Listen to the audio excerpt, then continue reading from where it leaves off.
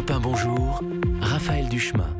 C'est l'heure de votre lettre quotidienne avec Michael Hirsch. Et cette semaine, Michael, vous avez décidé d'écrire à tous ceux qui rêvent d'indépendance. Absolument, Raphaël. Alors, chers séparatistes de tout pays, unissez-vous. Enfin, unissons-nous. Enfin, séparons-nous. Parce que Raphaël, cette semaine... C'est vraiment la cata, c'est là. Catalogne.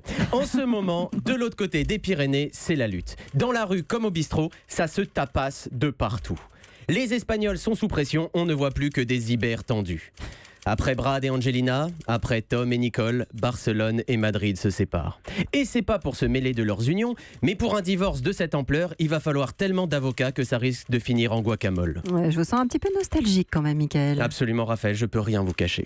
Je suis nostalgique de la grande Espagne. Mais t'es où patrie de Don Quichotte? Mais t'es où flamenco? Mais t'es où paella?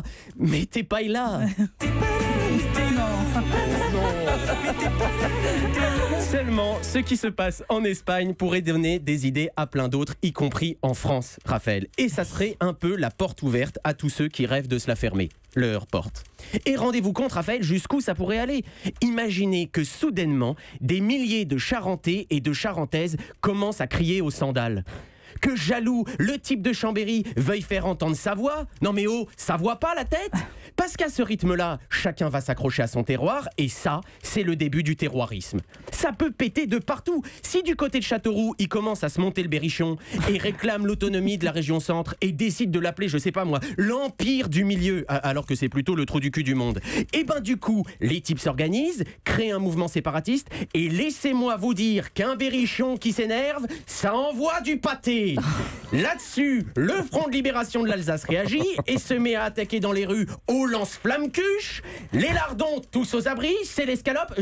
L'escalade, c'est l'escalade. Et les extrémistes picards, à la première canicule, commencent à poser des maroilles dans tous les lieux publics. Allez trouver des démineurs pour désamorcer ça. Le mec, s'il n'a pas été formé au Münster et au Saint-Nectaire, il y reste. Oh, ça coule ici.